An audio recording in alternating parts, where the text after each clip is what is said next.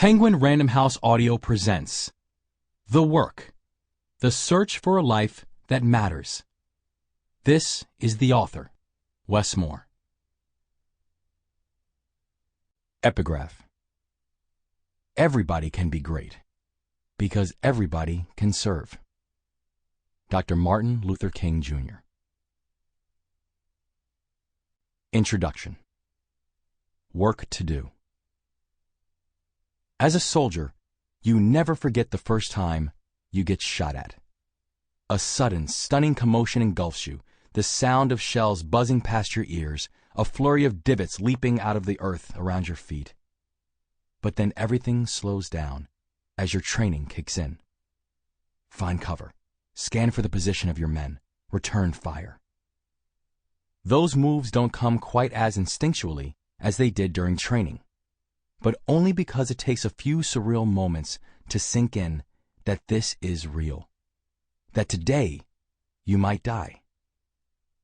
Moments before those first shots came at me, I was convinced that I was prepared for the experience. The idea of being shot was not novel to me. In fact, I'd been anticipating it for years. I'd felt the possibility of death tickling my neck like the blade of a guillotine as long as I could remember. As a kid in Baltimore and the Bronx during the homicidal height of the so-called crack era, I would lie in bed on some nights and listen to the pop of low-caliber guns somewhere beyond my window. I'd think about who was squeezing the trigger, who was trying to get away from the speeding bullet. I'd fear that one day I'd be the one running from the gun or the one holding it. More recently, I've been thinking about shots and shooters as I trained for war. My paratroopers worked over and over again on perfecting reaction to contact missions.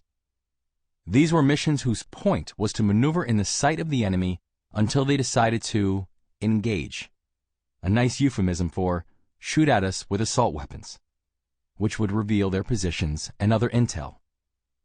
These were high-stakes missions, which is why we ran the drill so often. Even in training, our weapons were loaded. In airborne training, we leaped out of planes in full battle rattle, complete with a rucksack packed with gear and an M4 rifle, as if engagement with the enemy could begin as soon as the balls of our feet hit the ground, or sooner. There's an idea out there that a successful soldier is fearless. That's not quite right. Soldiers cultivate a certain amount of fatalism in our training. We try as best we can to assimilate the idea of our own mortality into our daily lives. We're all going to die one day. Everyone knows that. As soldiers, we practice owning that truth, living with it, and, when the bullets fly, confronting it with calm professionalism. We knew there was a very good chance we'd be shot at when we got to Afghanistan. Even so, when I heard those first bullets, for a moment I felt my body flood with fear and tried not to let the fear control me. When the situation was under our control, after we'd responded with overwhelming force as we'd been trained to do, the disciplined calm I'd forced onto myself vanished, and a wild adrenaline rushed into me. The kind that streamlines and clarifies your perception and turns everything crystalline, if only for a moment. I walked away from that firefight alive and desperately thankful. But when you find yourself clutching onto your life like it's the only thing that matters because you suddenly realize it is, you start to ask other questions too. For instance, why does my life matter?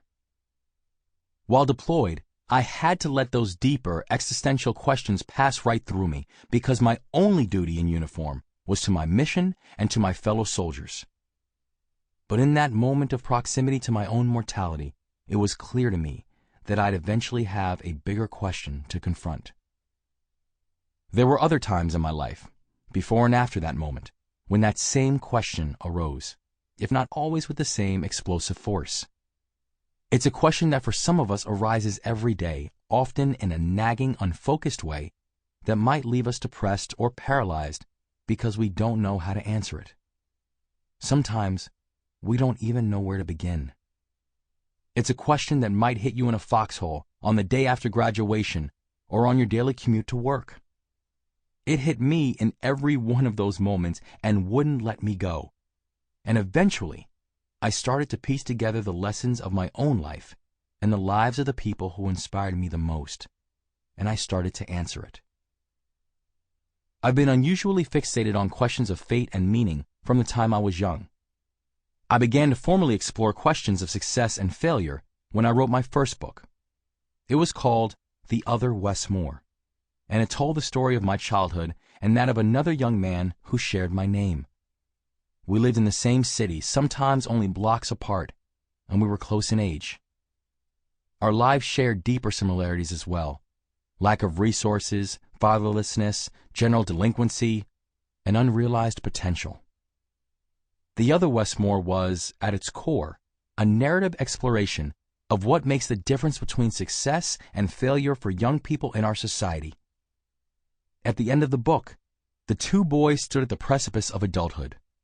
I was leaving for Oxford University in England on a Rhodes Scholarship, where I would begin the next phase of my life. The other Wes was confined to a 6-by-8-foot box in a maximum security prison, the cell he will almost certainly die in. The question I tried to figure out in that book was why. This new book picks up my story where the other Wes Moore left off, from the day I landed in England to the day 10 years later when I returned home to Baltimore, and all that happened between that departure and homecoming. My time in combat in Afghanistan, in the bureaucratic war zone of the White House, in the Gulf after Hurricane Katrina, in China and India, witnessing and participating in Barack Obama's historic campaign, on Wall Street during the agonies of a historic crisis, and now working as a social entrepreneur, leading a new grassroots startup with all the excitement and risk that entails. I'll also tell stories of people I've met along the way, changemakers who've taught me some incredibly valuable lessons about what it means to create lives that matter. And just like my last book, this book uses these stories against the backdrop of some of the crucial moments of the last decade, as a way of exploring the meaning of success in a volatile, difficult, and seemingly anchorless world. The great theologian Howard Thurman famously said, "Don't ask what the world needs. Ask what makes you come alive and go do it. Because what the world needs is people who come alive."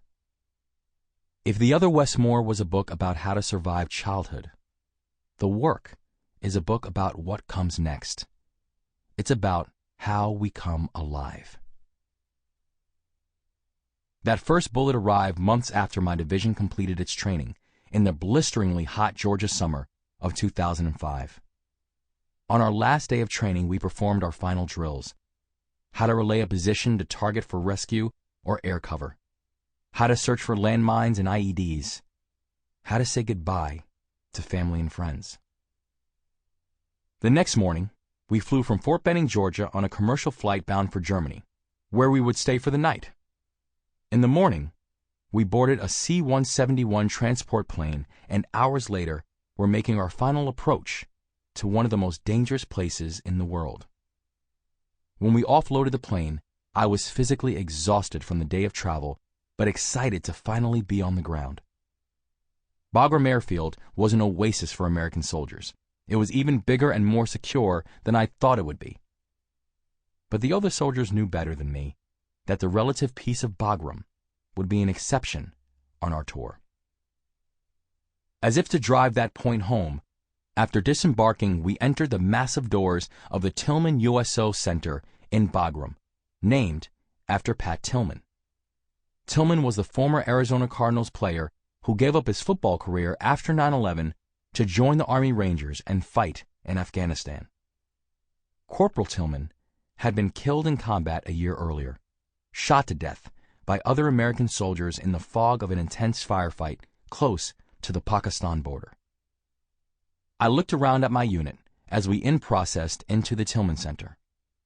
They were a mixed bunch, NCOs and officers, some from the depths of the inner city and some from places so small and isolated that they could name everyone in their town. None of us had left a lucrative NFL career to join the armed forces. But I knew that many of them, of us, were inspired by the same Sample complete. Ready to continue?